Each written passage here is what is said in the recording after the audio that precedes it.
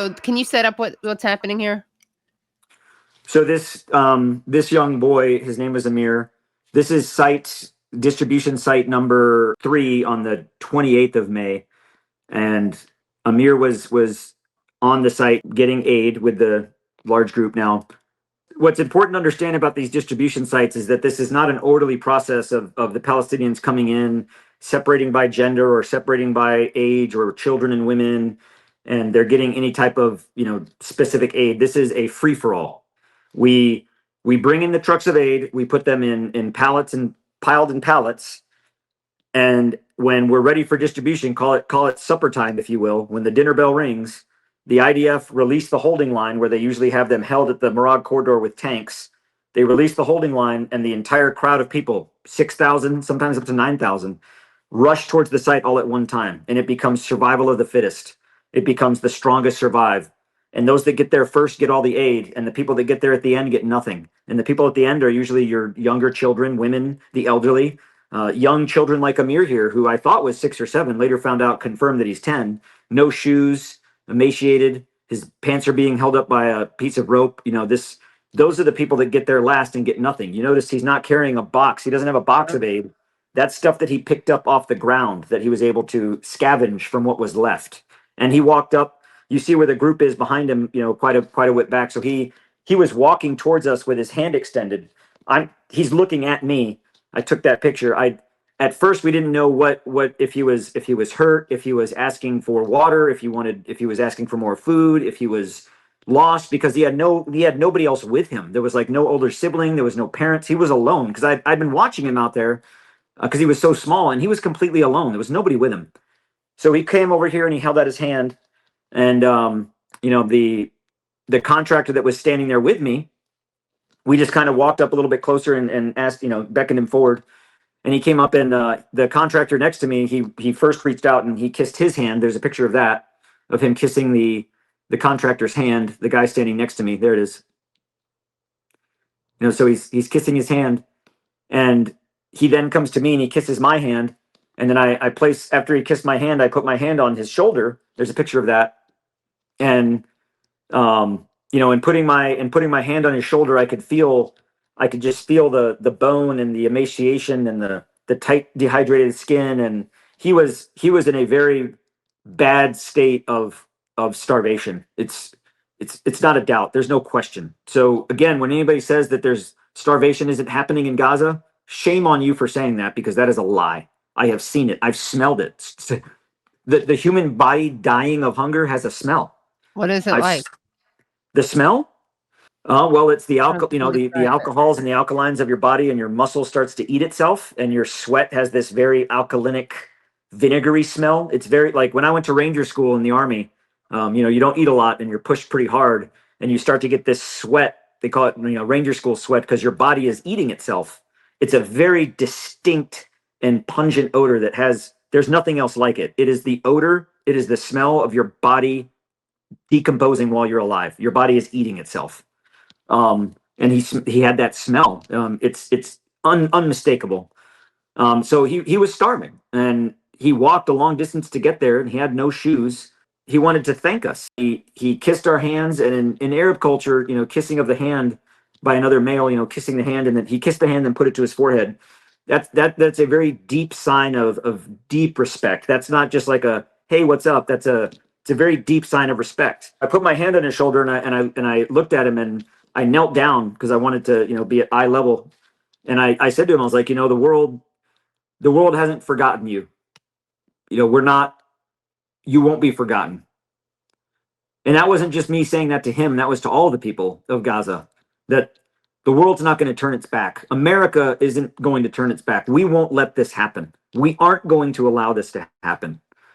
And, I just looked at him, and, I kind of got tear in my eyes, because he looks like my son. And I said to him, I was like, the world's not going to forget you. You're not alone. And the look on his face was one of despair and fear, but also of hope. And, he looked at me, and this is something that I'll never forget this in my entire life. I'll probably remember it just the same as when I got married or when my son was born. And he set the items that he had in his hand down, his little items that he picked up off the ground. No way for him to cook these items. Bag of rice, half a bag of dried beans. Oh, right. Yeah. And I just thought to myself, like, this little boy is not going to survive this war. And what are we doing about it? And, he set down his items and he walked closer to me and he put his hands on my face just to touch my face. And he looked at me and his fingers were just so emaciated and his fingernails were dry and brittle. Again, a sign of starvation when your body stops producing keratin for protein and, your body's just breaking down. He's dying before me, he's starving. And he puts his hands on my cheeks and he kissed me he gives me this kiss on the forehead. He brings his nose in and he kisses me and he looks at me and he says, "Thank you." And not in Arabic. He didn't say shukran. He said, "Thank you." And he walked back with the group. And at that time, the UG Solutions personnel on the ground had gotten to this routine followed by the IDF to get them off the site, we would start doing pepper spray and stun grenades. And everyone's seen this that's followed GHF at all on the videos of the sites. There's pepper spraying, there's stun grenades, there's no denying this. This is a fact. So when they deny it, it's disgusting to me that they deny it. So you then share this story about Amir, right? And then is it Israel or is it GHF or what entity then starts calling you a liar about that? So I shared this picture with Amir, and what's ironic about this is that every picture that GHF had that they've used for all of their all of their things from PR to everything else, I took those pictures. I was the one that was there taking pictures, taking video. So all the videos and pictures that they used to say, "Oh, look, this is what really happened." I'm like, well, I took that video, so I know what happened, and what happened is what I showed you. Like, you're not helping your case. So they took a photo of another little boy with a GHF Solutions contractor with his hand on his head, and this lawyer from GHF in his PowerPoint smearing of me press conference. I am kind of flattered that they dedicated an entire press conference to me. I mean, that's pretty good. I mean, so they're doing their little press conference, and he says, "Mr. Aguilar says that this Amir was killed on this site." Well, here's a picture of Amir 2 days later at the same site.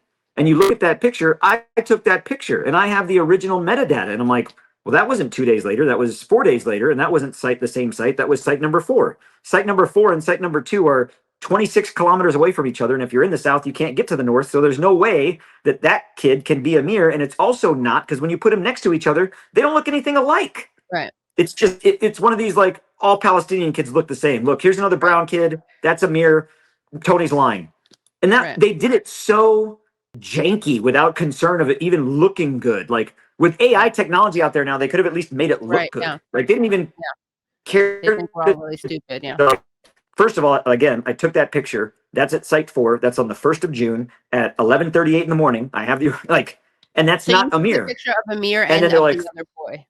Yeah, so I did this in when I provided it to Crystal for the debunking, and I'll send it to you if you want to post it too. But it's Amir and a picture of this boy they said was Amir. Right. Next to each other. They don't even look alike. Not even in, like, they wouldn't even be fraternal twins. They don't look alike at all. Right. And just that level of disgustingness to try to discredit someone, to where, can't we all just as human beings agree that the killing of a small child, whether it was accidental, intentional, deliberate, evil, just negligence, just regardless of how it happened, can we all as human beings agree that is horrible and that we should do things to prevent that from happening again? But GHF, instead of saying, like, hey, we need to review our procedures, we need to make the sites more safe, they choose the path of, oh, that didn't happen. And then vilely and disgustingly lie about it. And then, on top of that, from that picture that went out that I took of Amir, an NGO in Gaza, an NGO, they contacted me and they said, hey, what site, what time, what day? And I told them. And so they took the picture and they went on kind of like backtrack to try to figure out where he was. Because they were like, I didn't, at the site. So you got to think, on the secure distribution sites, they're completely walled in with gates, and we can't leave them. I can't leave the site. So I couldn't go out there to do to do triage or recover his body. I mean, it was out in combat zone, no man's land, where there's tanks and stuff going on. And so people that got the picture, there's a small chance that maybe he is alive. So they went to go look, and they found his mother. His father died in an airstrike. His mother has been looking for him since he disappeared on the morning of the 28th. So he was there alone because his father's dead and his mother wasn't there. We're the last ones that saw him live. That picture that I provided for her, she saw that and she showed us pictures of like, yeah, here's Amir, and here's his full name, and his nickname's Amir, and here's other pictures of him, and she showed me the pictures of him, and it's like, okay, well, that's definitely if not his mother, definitely a close family member. Right. And she's like, yeah, we've been searching for him ever since the 28th, and this was a couple days ago. So what are we in now? August. So a good bit of time that she's been looking for her missing child. So when you hear stories about Palestinian children going missing, it's true, whether they were killed or missing or this is my belief, and it's dark and it's sad, but this is my belief because I've seen what they do, that where the roads exit from each of the sites, they're dirt roads, sand, and they go into the Marag corridor. Each day when you have thousands of people running on these roads, they get pretty churned up. So every day after we do distribution, the IDF bring in one of those D9 bulldozers and they flatten the path again to pack everything down. I personally believe that Amir and many others, hundreds of others, are buried in the sand and rubble out and near the vicinity and around those distribution sites.